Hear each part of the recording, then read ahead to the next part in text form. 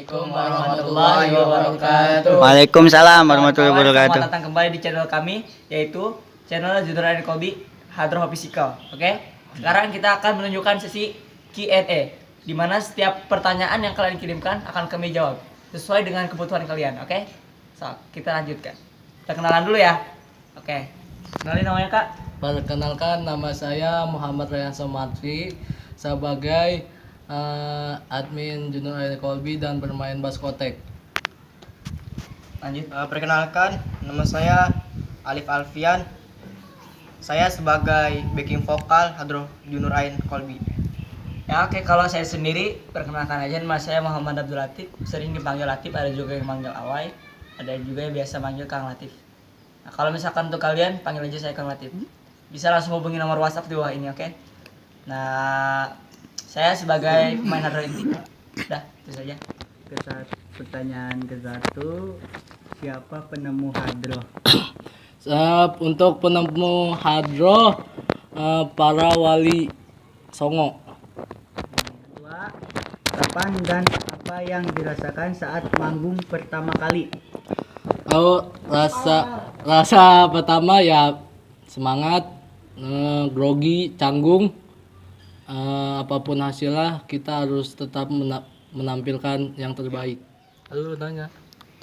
Pertanyaan nomor 3, gimana rasanya saat dikritik Ustadz?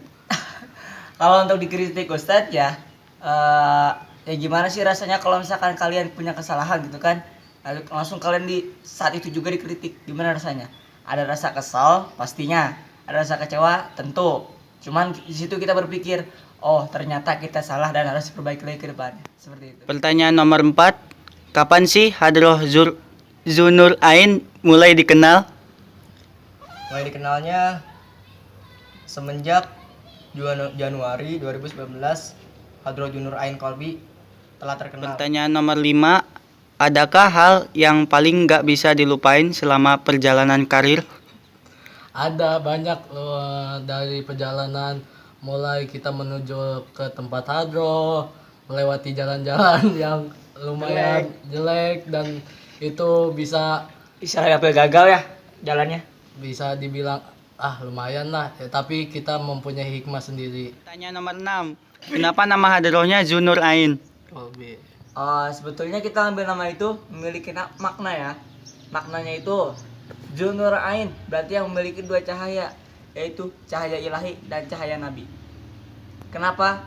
Karena kita menginginkan selama majelis ini dibangun, selama tim Hadroh ini dibangun, mudah-mudahan kita selaku anggota dan termasuk kalian semua selaku sahabat kita mendapatkan cahaya ilahi dan cahaya dari nabi. Amin. Pertanyaan nomor 7, anggotanya siapa aja sih? Satu sekolah atau sepondok atau satu guru atau kalian dari satuan yang berbeda tapi ada hidayah jadi dipersatukan? Jadi untuk buat anggota kami dulu cuma sebagai main-main. Terus ada yang satu sekolah, ada yang satu perumahan. Jadi mabes kita itu di perumahan Pontanalek. Jadi ada yang dari misalnya saya punya kenalan dari sekolah, saya ajak-ajak untuk bergabung. Terus habis itu bergabung sambil latihan, jadilah kita kenalan dan akrab, menjadi kayak saudara aja. Pertanyaan nomor 8, tukang makan di Hadroh Junior Kolbi. Tukang makan ya? Kalau tukang makan sih ya, kalau anak Hadroh semuanya rata-rata doyan makan emang. Cuman ada yang lebih sering. Bisa dilihat kamera. Nah, Pertanyaan nomor 9, anak nolep di majelis. Anak nolep di majelis ada 4. 1 Dito sebagai kameramen. Woi. Ada terus Rizky sebagai pemain hadroh, dan ini Alif sebagai vokal, dan satu lagi Nandar sebagai pemain. Pertanyaan nomor 10, yang paling ngaret siapa? Pertama untuk pemain hadroh 1 Restu. Dia ngaretnya gara-gara ya pertama susah diajak. Kan susah diajak ya, namanya juga masih kurang dewasa, masih kecil. Walaupun dia sebagai hadroh utama kita ajak terus. Untuk kedua, untuk pemain ngaret vokal yang nama Ardiansa. Dia walaupun ngaret dia selalu datang karena dia satu rumahnya jauh dan sama Teguh temennya. Udah. Pertanyaan nomor 11, anak yang suka ngelawak tapi garing. Ada yang suka ngelawak ya garing, saya akui saya. Tapi di sisi lain banyak juga sih yang ngelawak tapi garing. Saya enggak ya, maaf. Nomor 12, apa sih keahlian anak hadro selain main hadro? Keahliannya anak hadro, yang pertama di sini main bola. Di sini kita main bola hampir setiap sore. Habis asar sampai maghrib, kadang selesai maghrib baru selesai main bola. Terus yang kedua bermain gitar. Di sini ada kok yang hobi bermain gitar. Itu yang Nah, itu dia orangnya. nah itu dia. Ya, Hobinya bermain gitar ya. Suaranya bagus. Nyanyinya. Nyanyi dong. Nomor 13, cara mengatasi anak hadroh yang jarang latihan. Untuk kita ya, kalau misalnya ada anak yang jarang latihan, gimana cara solusinya untuk bisa ikut latihan? Ya, satu, kita lihat dulu faktornya kenapa dia gak bisa ikut latihan. Apa karena sakit kah? Atau sibuk kah? Atau gimana? Kalau misalkan dia emang malas, ya kita ajak terus. Gimana caranya supaya dia mau ikut latihan? Terus-terusan diajak, kalau kasih tahu bahwa latihan itu asik, kayak gitu. Nah, kayak gitulah cara kita untuk mengatasi anak-anak yang jarang latihan. Pertanyaan nomor 14, kalau ada yang pacaran digimanain itu? Ya kalau misalkan kita ya ada yang pacaran di majelis, ya kita anggapnya wajar gitulah, namanya juga masa-masa remaja gitu kan. Nah tapi kalau misalkan pacaran itu berlebihan, contohnya berlebihan itu waktunya acara tapi dia malah ikut ke pacarnya, itu kan keterlaluan. Ya Mungkin ayahnya gitu kan, kita kasih tahu ke dia bahwa itu salah gitu. Pertanyaan nomor 15, bikin syair dong.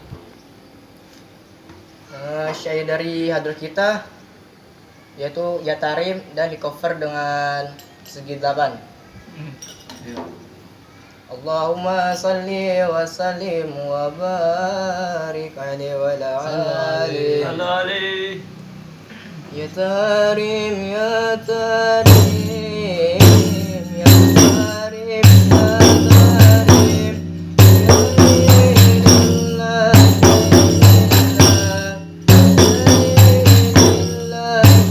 Pertanyaan nomor 16, siapa anak patwalnya? anak patwal Hadroh Junaid Kolbi adalah subur. orangnya kayak gimana? Orangnya ya baik, putih. Ya kalau ngelawak garing lah. Cuman diem doang. Dan subur ini juga dia tinggal di Pasir Ipis. Citra Indah. Pertanyaan nomor 17, siapa yang jomblo? Yang jomblo banyak sih, vokal lumayan ada. Buat tim hadroh rata-rata jomblo semua. Untuk pemain bass, pemain segi rata-rata udah ada yang punya. Untuk pemain hadroh inti yang belum punya tuh boleh lihat. Hai guys, jomblo guys, ampun. Ya, oke, itu yang orang-orang jomblo ngenes. Ya kalau mau deketin sih ya deketin aja, nggak apa-apa. Pertanyaan nomor 19, ada seleksinya nggak buat megang alat? Kalau kita nggak ada seleksian. Kita tergantung sikap sama adab, terus sama sering latihan apa enggak, udah gitu aja. Pertanyaan nomor 20, apa rencana kalian ke depannya?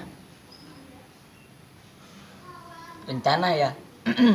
Berbicara ke rencana kita sih insya Allah nanti setelah tahun baru kan tanggal 31 Januari tepat milad kita, insya Allah ya akan dirayakan di perumahan Pontanalek.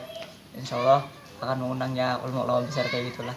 Menghitung-hitung kan mengharapkan berkahnya, bukan cuma mengharapkan ramainya tempat itu aja gitu kan. Itu aja sih. Dan terus ke depan itu semakin sukses dan semakin jaya. Kompak. Pertanyaan nomor 21, apa perjuangan yang paling berat buat anak hadroh?